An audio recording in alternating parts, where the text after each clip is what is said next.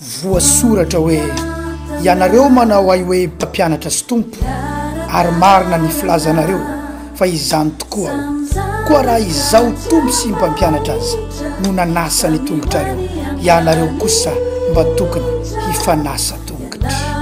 Jaonina toko fa 13 andininy fa 13 hatramin'ny fa 14.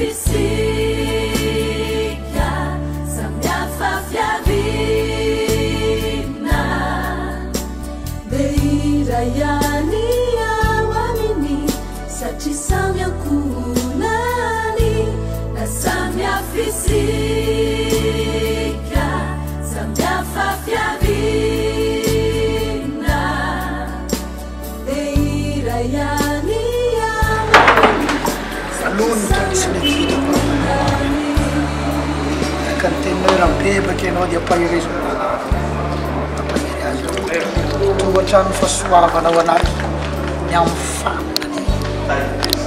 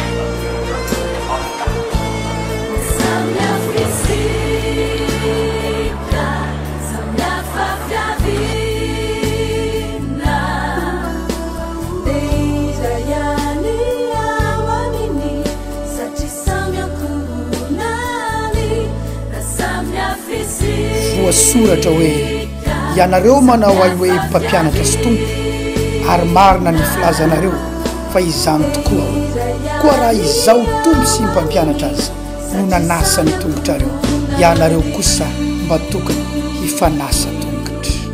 Jaonina toko fa 13 andininy fa 13 hatramin'ny fa 14.